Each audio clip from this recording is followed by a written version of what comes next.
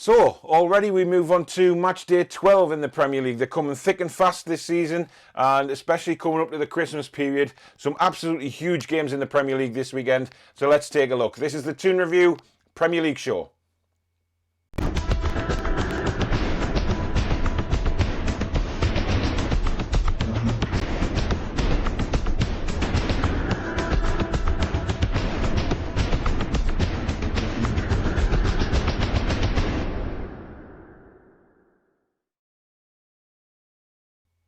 Hi everyone, I'm Paul and welcome to the Toon Review Premier League show.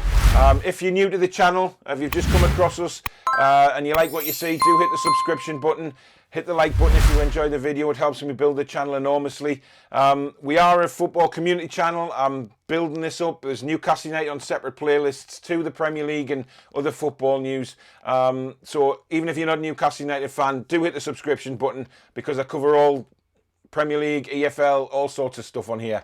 So thanks very much for that. Let's move on to the fixtures and have a look at the first game, which is Friday night.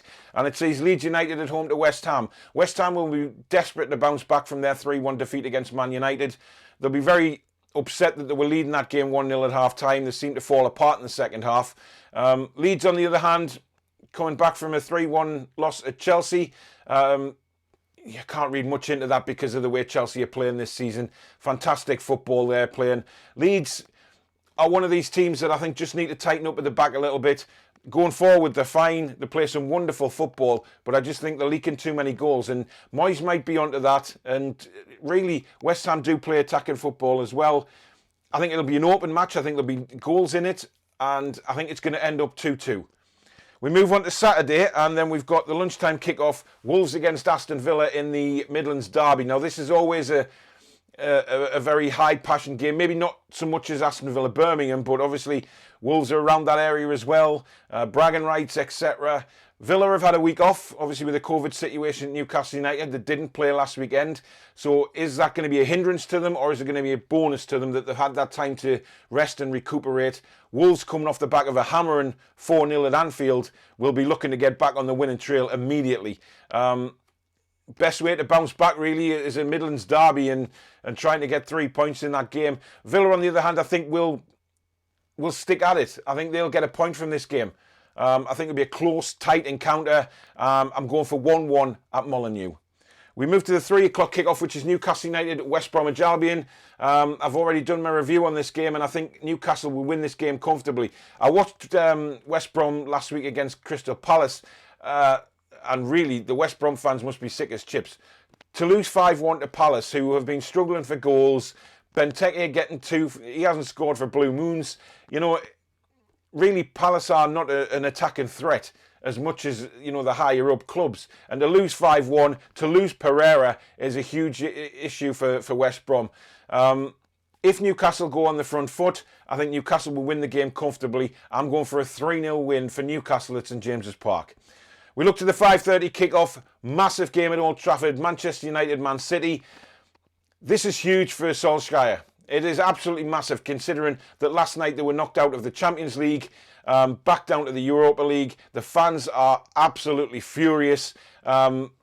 This is a big test because I've said in recent videos, Manchester City are starting to play some good football now. Are they back to the very best? I'm not so sure. You can't really judge them on Burnley and Fulham because you would expect Man City to win those games comfortably. Fulham did give them a bit of a rough ride in the second half last weekend, so I still expect Man City to win this game. I think they'll be fired up for it. I think they'll want to really, really get one over Manchester United. They've seen what Spurs have already done to them at Old Trafford, and I think, you know, Man City will feel the same. I can only see Man City winning this game. I think it'll be tight, maybe first 15, 20 minutes, but I think Man City will come out on top by 3-1. We move to the final game on Saturday, which is Everton against Chelsea. Now, this is another big game. This is huge for Everton to get back on the winning trail. They need to start picking up results. Obviously, they've been playing decently since they got the players back from injuries, etc. But a 1-1 draw at Burnley last time out, not really the best result for them. They'll be a little disappointed with that. I think moving forward, they're going to get more players back from injury. Ancelotti will be probably looking to strengthen as well in January, which is just around the corner now. So for me, Chelsea are just playing really, really well at the minute. The football, the attacking football, the free-flowing football that they're playing, it's great to watch. It's compact. All the signings are playing well. Lampard's done a good job in shoring up the defence, which I think was his biggest issue in the summer. I think Chelsea will win this game. I'm going 2-1 to Chelsea at Goodison Park. We move on to Sunday. We see the lunchtime kick-off, Southampton, Sheffield United. For me, only one winner in this, and it's Southampton. They are playing some brilliant football. Last time out, winning 2-1 at Brighton with a late Danny Ings penalty.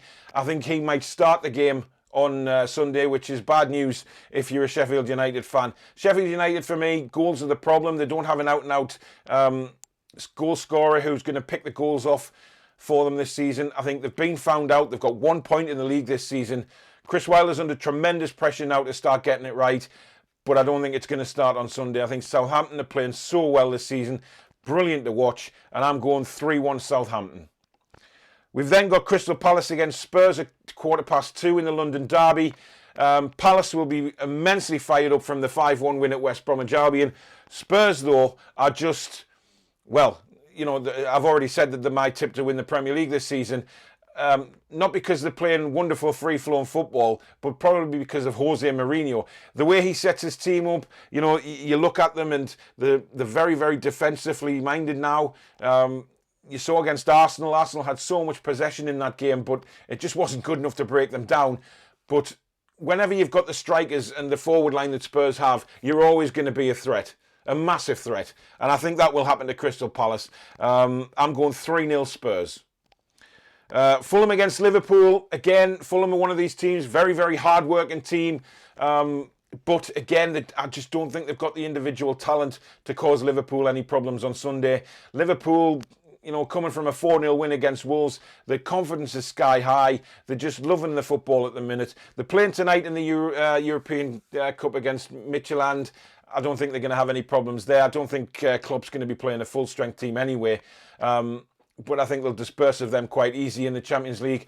And then they'll move on to Fulham on Sunday. And I can only see Liverpool coming away with a win. I'm actually going 4-1 to Liverpool. Arsenal against Burnley at the Emirates is an absolute massive game. More so for Arsenal because, well, let's face it, they've been rotten, haven't they? They had all that possession against Spurs on Sunday and just couldn't break them down. They just didn't have any answer to Spurs whatsoever. And they haven't had an answer to anything for the last few weeks. And that has got to be a massive, massive worry for Arteta. He has got to be one of the most worried managers in the Premier League at the moment. What he's trying to do simply isn't working. The fans are getting very, very restless now with the players, with the manager, with the system, with the owners. It's all falling apart for Arsenal. This is a huge opportunity for Burnley. We've seen the likes of Villa, etc., go to the Emirates already this season and win when they weren't expected to.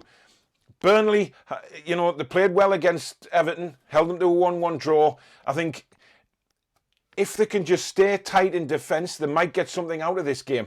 Arsenal will be looking at this thinking, right, this is really our opportunity to go and dominate the game, to go out and win convincingly.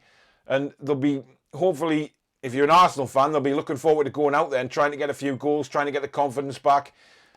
But will they? I'm not so sure they will. I'm going for a 1-1 draw. I think the problems are going to continue for Arsenal. Burnley are one of those sides that Arsenal will struggle against because of the way Arsenal play. So I'm going 1-1. The final game of Matchday 12 is Leicester City at home to Brighton. Leicester last time out pinching a 2-1 win at Sheffield United thanks to Jamie Vardy's last-minute goal. I think they'll be too strong for Brighton. Yes, Leicester have had their inconsistencies this season, but Brighton will be very, very disappointed with losing at home to Southampton in the way they did. Hopefully that might give them a bit of a kick up the backside and think, right, let's go out and prove everybody wrong here, that we can win games. Brighton, I think, are going to be down there this season battling against relegation. Leicester, hopefully for them, will be at the right end of the table, fighting for maybe Champions League spot. I don't think they're going to be challenging for the title this season, but they're certainly capable of challenging for top 6, which I think they will. But I think they're going to be far too strong for Brighton, unfortunately for them. I'm going 2-0 to Leicester City. So there we have it. There's my predictions for Matchday 12. I do apologise if I've gone against any of your teams. But like I say, I have to be honest and go with what I think will happen. Now, if you look back at my previous prediction videos, they've been pretty dire. The Premier League has been all over this place this season with real shock results here and there. And I think it probably will happen again this weekend. So don't be too offended if I've gone against your teams to lose. It's just my opinion. It's just for the video. But do put in the comments what you think your predictions are going to be this weekend. We'll see after the weekend's finished if they're right, if they're wrong. We'll have a closer look at that with all the results in the league table in the Premier League show, which will be on Monday, because there's no game on Monday this weekend. So I'll be able to do the video on Monday, and we'll look back at all the results, see who's where in the table. I think there's some midweek games in the Premier League this coming week, so we'll be doing another review for that as well. But in the meantime, like I say, if you're new to the channel, thank you very much for watching. Hopefully you hit that subscribe button. Big football channel this, looking to grow it. If you're already subscribed, thank you very much. Enjoy your football this weekend, wherever you are. Do stay safe. If you're going to a game, enjoy your lucky gits.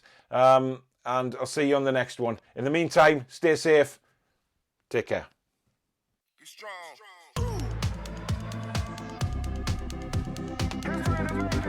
Thank you.